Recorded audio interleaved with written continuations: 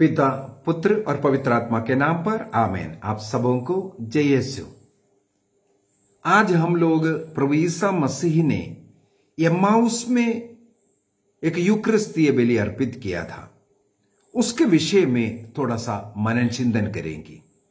कल के क्लास में हम लोगों ने ये मनन चिंतन किया, ईसा मसीह ने अपने को स्वर्ग से हुई उतरी हुई जीवंत रोटी कहा और वो रोटी हमें खाना है, उनका रक्त दाखरस के रूप में हमें पीना है। उसमें हम लोग प्रभु ईसा मसीह को ग्रहण करता है। इसके विषय में हम लोगों ने मनन चिंतन किया। अनेकों लोगों का एक तर्क है, जो कैथोलिक कलीसिया में जो मिस्सा बलिदान जो चल रहा है, वो बाद के दिनों में कुछ लोगों ने ऐसा बनाया है। प्रारंभ में ऐसा कोई मिस्सा नहीं चलता था, केवल रोटी तोड़ना खाना यह सब होता था। लेकिन कैथोलिक कलीसिया ने इस प्रकार का कुछ परंपरा सब शुरू किया, वो बहुत बाद में किया करके। हम लोग देखेंगे पवित्र बाइबल के अंदर ईसा मसीह ने एक बलि अर्पित किया अंतिम भोजन के समय पर। इसके बाद जीवित प्रभु मर गया था, उन्हें गाड़ा गया, लेकिन तीसरे दिन जी उठा। जी उठने वाला प्रभु उसी दिन, पहला दिन, प्रभु ईसा मसीह एक बलि अर्पित किया। वो एम्माउस में यूकरिस्तीय बलि अर्पित किया। आज हम लोग उसके विषय में थोड़ा मनन चिंतन करेंगे। कैथोलिक कलीसिया का धर्म शिक्षा ग्रंथ कैटेकिज्म ऑफ कैथोलिक चर्च, उसकी संख्या 1345 में 1345 वहां पर आदिम कलीसिया की एक घटना के विषय में लिखा है।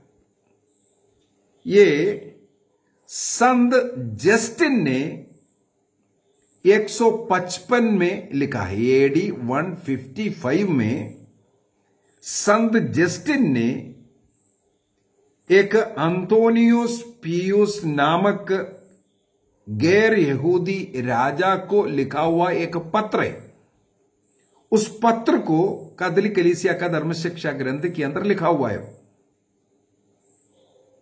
1345। ये राजा 138 से 161 तक राजा था।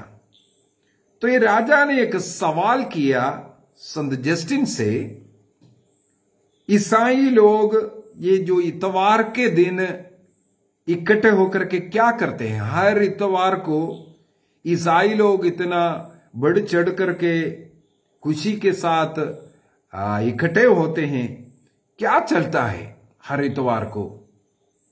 तो संत जस्टिन ने वो जो मिस्सा बलिदान में कैसे क्या होता है उसके विषय में वहां पर लिखा हुआ है। उन्होंने इस राजा को जो पत्र लिखा, वो पत्र का कॉपी हमें एक कैटेकिज्म के अंदर मिलेगा। कब लिखा है? 155 में। इसका मतलब आदिम कलीसिया से जो रीति, जो रिवाज मिस्सा बलिदान के लिए चल रहा है, वहां पर मिलेगा।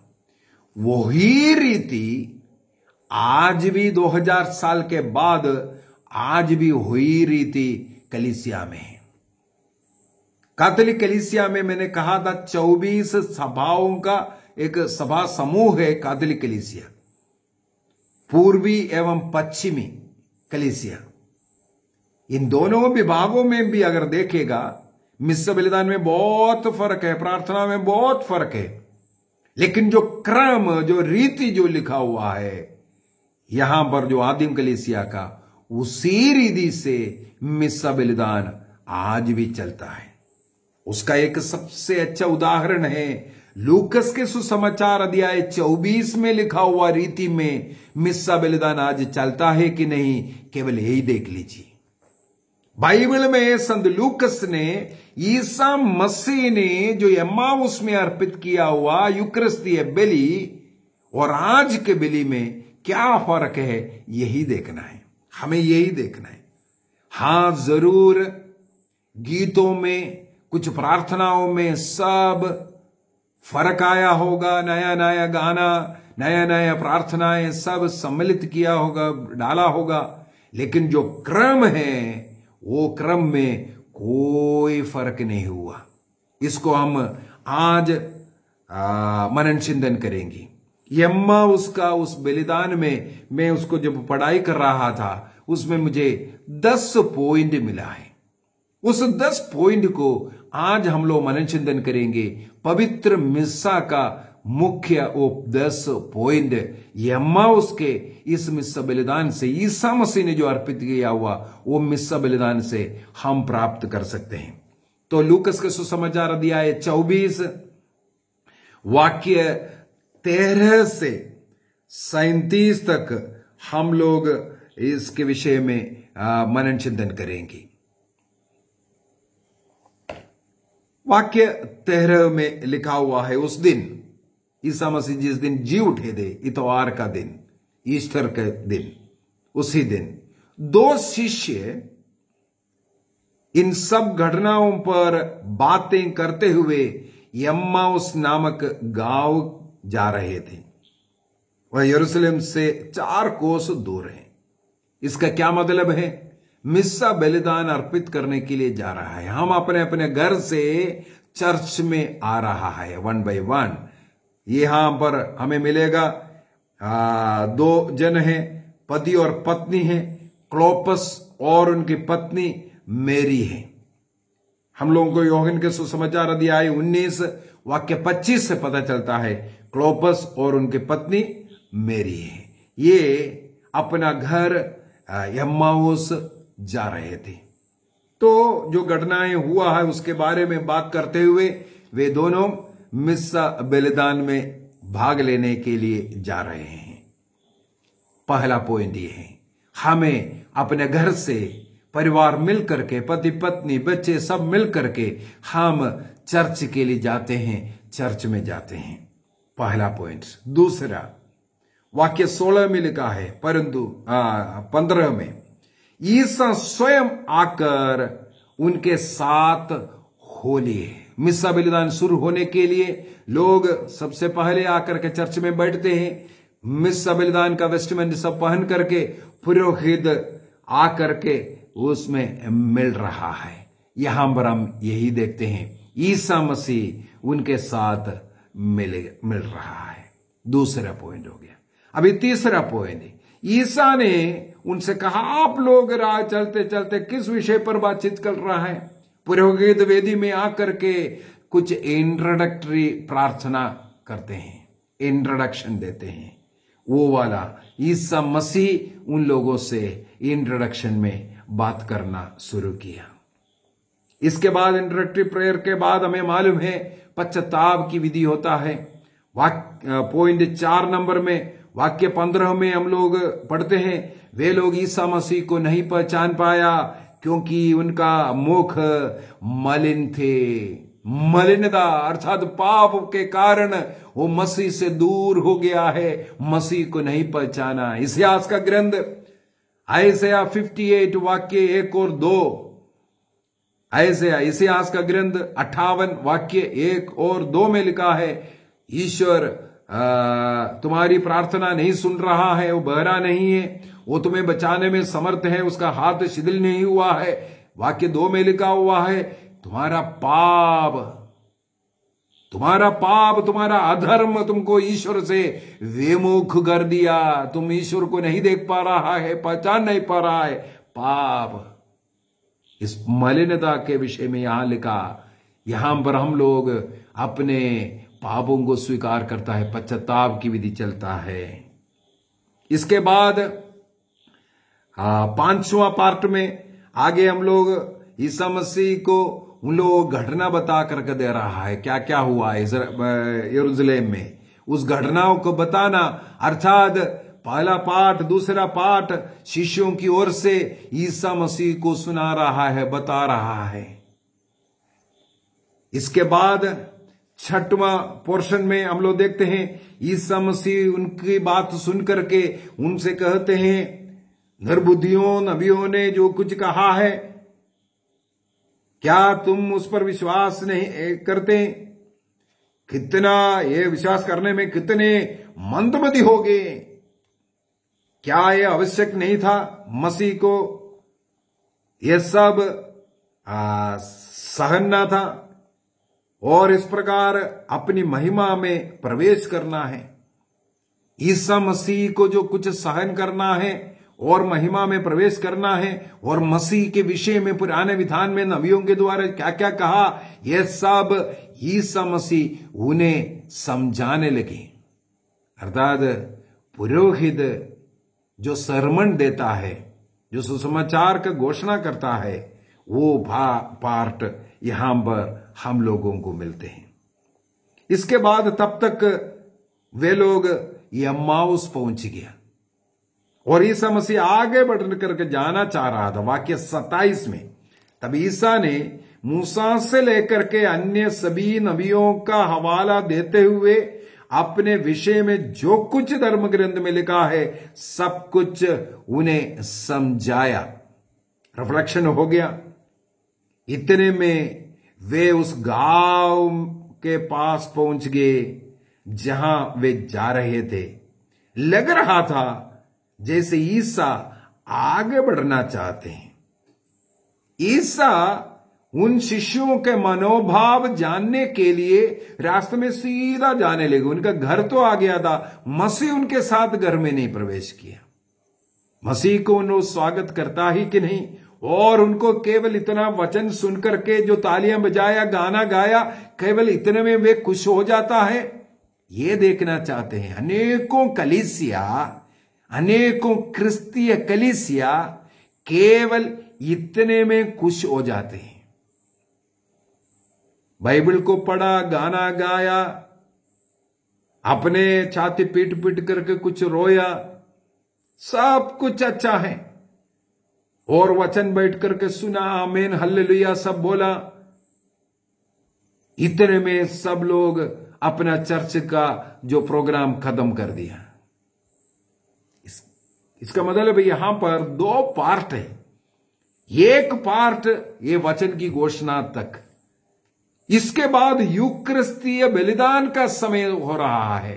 ईसा मसीह आगे बढ़ने के लिए नाटक किया, उनकी मनोभाव जानने के लिए। ये वचन सुनने के से क्या है, शिष्य लोग आगे बोलते हैं, जब उन्होंने हमारे साथ ये जो वचन को बांटा था उस समय पर हमारे हृदय कितने उद्दीप्त हो रहे थे। वाक्य 32 के अंदर लिखा हुआ है, वचन सुनते वक्त हृदय उद्दीप्त जलेगा। लोग उठ कुट करके हम इन हल्लेलुया सब बोल रहा है।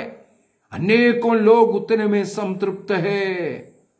अरे वहां पर अच्छा है, गाना गा रहा है, वचन सुना रहा है, बाइबल सिखा रहा है, ये सुनकर करके जा रहा है।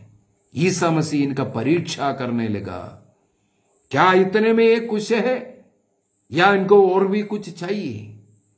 तब उन 2 शिष्य लोगों ने ईसा मसीह को अपने घर में स्वागत किया।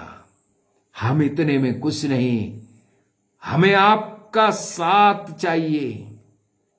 आप हमारे हृदय में, हम आप में एक बनना चाहते हैं। वही तो मिस्सा बलिदान, यूक्रिस्तीय भाग, वो भाग के लिए सेकंड पार्ट तब शुरू हुआ। ईसा मसीह को स्वागत कर करके उन लोगों ने घर में बुलाया।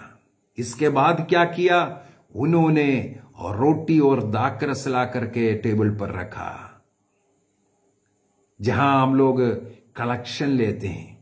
रोटी और दाखरस को जुलूस में वेदी पर लेकर के आते हैं। ये शिष्य लोगों ने ये भाग किया। तब ईसा मसीह ने वो रोटी और दाखरस लेकर के, जैसे पुरोहित लेकर के जो करता है, ईसा मसीह ने उस रोटी को ली। जो कल में 2 दिन पहले मैंने 4 भाग बोला था मिस्सा बलिदान का। रोटी लेना, आशीष की प्रार्थना पढ़ना और उसको तोड़ना और देना। ईसा मसीह ने वही कार्य किया। यहां रोटी लिया, आशीष की प्रार्थना पड़ी, उससे तोड़ा, जो अंतिम ब्यारी में प्रभु ईसा मसीह ने किया, रोटियों के चमत्कारों के समय पर ईसा मसीह ने किया। आज यहां पर भी ईसा मसीह वही कार्य करते हुए मिस्सा बलिदान को अर्पित किया और शिष्यों को दिया। शिष्यों ने उससे ले ली। वाक्य 33 में लिखा हुआ है, इस पर शिष्यों की आंखें खुल गई और उन्होंने ईसा को पहचान लिया, किंतु ईसा उनकी दृष्टि से ओझल हो गया। रोटी ग्रहण करते वक्त उन्होंने मसीह को पहचाना। वचन सुनते वक्त, वचन की घोषणा करते वक्त, गाना गाते वक्त उनका हृदय तो दीप्यमान हो रहा था, उन्हें तो बहुत सुंदर लग रहा था, अच्छा लग रहा था, लेकिन उनकी आंखें खोला, प्रभु का अनुभव, प्रभु में विश्वास बढ़ा। जब यूकरिस्तीय मिस्सा बलिदान में भाग लेकर वो रोटी और दाखरस के रूप में मसीह को उन्होंने ग्रहण किया, तब तक उनके आंखें बंद रहा। अनेकों लोगों को सत्य कलीसिया छोड़ करके जाने का कारण उनके आंखें इस प्रकार नहीं खुला है। सत्य वचन में लिखा हुआ ये बात इनके मन में क्यों नहीं जा रहा है? क्योंकि वो लोग प्रभु ईसा मसीह को ग्रहण नहीं कर रहा है। केवल ताली बजा करके गाने में और वचन सुनने में उनको वो जो जोश आता है, बस उतने में खुश रहता है। सचमुच में आना चाहिए उस यूकरिस्तीय बलिदान, उस भाग को छोड़ता है, अन्य सब कुछ हो रहा है। इसलिए क्या हुआ, यहां पर शिष्य लोगों ने जब उसको ग्रहण किया, तब हम लोग देखते हैं जब उन्होंने ग्रहण किया उस समय पर उनके आंखें खुल गई। वाक्य 31 में 31 में उनकी आंखें खुल गई। और वाक्य 32 में लिखा हुआ है, 32 में लिखा है, शिष्य लोग बोलते हैं जब ये वचन सुनाया तब हमारा हृदय कितने उद्दीप्त हो गया। आंखें खुलना है, ईसा मसीह को ग्रहण करना है, या केवल तालियां बजा करके गाना गा करके प्रसन्न रहना है? सब चाहिए। गाना, प्रार्थना, वचन सुनना, ये सब मिलकर के यही तो यूकरिस्तीय बलिदान है। यूकरिस्तीय बलिदान में गीत भी है, तालियां भी है, वचन की घोषणा भी है, वचन को पढ़ना भी है, साथ साथ रोटी एवं दाखरस के रूप में मसीह को ग्रहण भी करना है। प्रभु को उन्होंने पहचान लिया और उनके आंखों से ओझल हो गया। अभी शारीरिक रूप से प्रभु की उपस्थिति वहां जरूरत नहीं, क्योंकि प्रभु उनके आंखों को खोल दिया। वो आत्मिक अनुभव की अभी जरूरत है। इसका मतलब है प्रभु उनके आंखों से ओझल हो करके उस रोटी के द्वारा उनके अंदर चला गया। यही तो अनुभव की जरूरत है। कैथोलिक कलीसिया इसलिए हर रोज पवित्र मिस्सा बलिदान चर्च में मनाते हैं, ताकि लोग प्रभु ईसा मसीह को रोटी एवं दाखरस के रूप में स्वीकार करें, ग्रहण करें। और मिस्सा बलिदान का अंत कैसे है? पुरोहित द्वारा आशीष करते हुए कहते हैं प्रभु का साक्षी बनो बोल करके वहां से अपने अपने घर जाने के लिए देते हैं। यहां पर हम लोग वाक्य 33 में 33 में पढ़ते हैं, शिष्य लोग उसी घड़ी उड़कर यरूशलेम लौट गए और वह साक्ष्य देने लगे। पूर्ण रूप से एम्माउस में ईसा मसीह ने एक मिस्सा बलिदान अर्पित किया। इस प्रकार शिष्य लोग प्रभु ईसा मसीह का गवाह बन रहे हैं। यही कार्य पवित्र मिस्सा बलिदान के द्वारा हमें भी प्राप्त होना है, हमें भी लेना है। तो आज एम्माउस में अर्पित मिस्सा बलिदान को यदि आप समझ गया है, हर रोज कैथोलिक कलीसिया में अर्पित करने वाला मिस्सा बलिदान यही है। इसी को हमें अपने जीवन में अपनाना है। मिस्सा बलिदान को क्रिस्तीय जीवन का पराकाष्ठा कहते हैं। क्रिस्तीय जीवन का वो स्रोत है और पराकाष्ठा है करके बोलते हैं। सेकेंड वेटिकन काउंसिल LG 11 में और कैथोलिक कलीसिया का धर्म शिक्षा ग्रंथ 1324 में लिखा है, 1324 में लिखा है, क्योंकि क्रिस्तीय विश्वास की सब प्रार्थनाएं, सारे संस्कार, सब कुछ इस यूक्रिस्तीय बलिदान पर आधारित हैं। रोटी एवं दाखरस के रूप ईसा मसीह को हमारे जीवन में हम स्वीकार करते हुए, उनका शरीर और रक्त को हम ग्रहण करते हुए प्रभु के साथ एक बनने का एक संस्कार है यूक्रिस्तीय संस्कार। एम्माउस में जिस प्रकार शिष्य लोगों ने वो मिस्सा बलिदान में भाग लिया, हमें भी उसी प्रकार अर्पित करना है। आगे क्लास में किस प्रकार हम अर्पित करना है, किस प्रकार का तैयारी करना है, यह सब मैं आगे के क्लास में बताऊंगा। पिता, पुत्र और पवित्र आत्मा के नाम पर आमीन। आप सबों को जय यीशु।